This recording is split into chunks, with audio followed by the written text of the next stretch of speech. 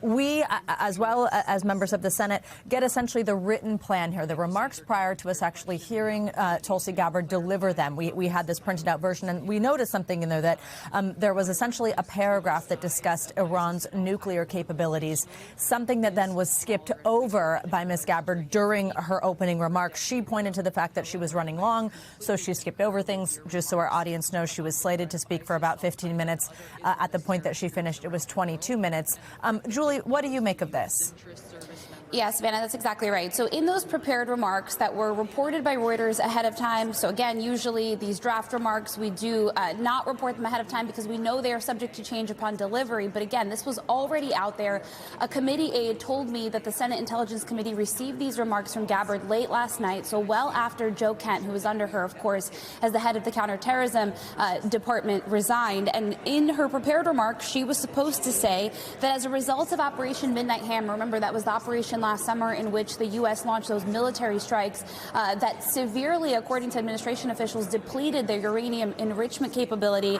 She was supposed to say there have been no efforts since then by Iran to try to rebuild their enrichment capability. She as well said that the entrances to those underground facilities that were bombed have been buried and shuttered with cement. What she ultimately ended up saying is that prior to Operation Epic Fury, again, that was the official name of the war that began a couple of weeks ago with Iran, the Intelligence Committee assesses that Iran was trying to recover from the severe damage to its nuclear infrastructure sustained during that war. She also said that they refused to continue to comply with its nuclear obligations. So again, a very crucial omittal, because essentially what Gabbard was prepared to say directly undercuts and contradicts statements we heard not only from the president himself, but also from his top officials like Secretary of State Rubio, things that they told members of Congress, both behind closed doors and in public view, saying that Iran was so close to potentially having its nuclear weapons program that it was of imminent threat to the United States. They also, of course, mentioned their ballistic capabilities, and that is why they had to act when they did, cutting off those negotiations and any hope of a diplomatic solution at that time. Gabbard chose not to say that, but of course, all eyes really are on her statements on Iran, because previously, prior to joining the administration, she held a very anti-foreign interventionist view, particularly when it comes to Iran. The last time we heard from Gabbard in the halls of Congress was nearly a year ago, where she told lawmakers point blank that she did not believe that Iran was rushing to build out its nuclear weapons program, and the administration, including the president, swiftly contradicting her. So this is really important, and it is notable that she chose not to read those remarks, saying she omitted them for time, but something that Senator Mark Warner, who's the top Democrat, zeroed in on. All right, Julie Tsirkin from Capitol Hill for us, where this hearing continues. Let's bring in our senior national security correspondent, Courtney Kube. Courtney, obviously, a headline here is that this particular hearing, this worldwide threats assessment hearing, is happening amid the Iran war, now about 3 weeks long at this point. And so these remarks that weren't said, just as important as what has been said. What do you make of this portion that was skipped over and what we did learn there from the director of national intelligence about the war in Iran? Yeah, so this has been one of the big arguments since this war started. From the very first night when President Trump made that social media video, and then in the hours after that, we heard from many of his top administration officials talking about the justification for the war in Iran. One of the things that they talked about was that they would not allow Iran to have a nuclear weapon.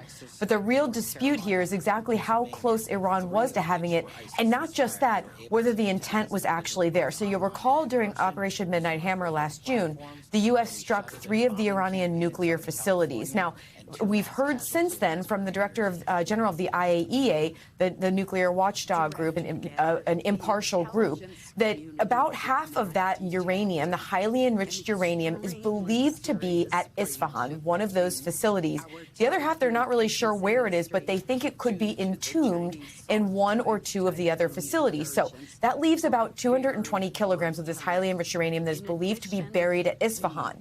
At this point, we still have no confirmation that Iran was trying to get into that they had made any real efforts or real progress into getting back to that uranium that, again, is buried at Isfahan. And also, it's not 100% clear whether any of it is still there and completely intact. So this all goes back to the argument about where Iran was when it comes to their nuclear program and what their actual breakout time was. I was also really struck, Savannah, by the talk about the possibility of Iran getting an intercontinental ballistic missile, because it's not just Iran potentially having a nuclear weapon, it's their ability to deliver it as far away as to the continental United States.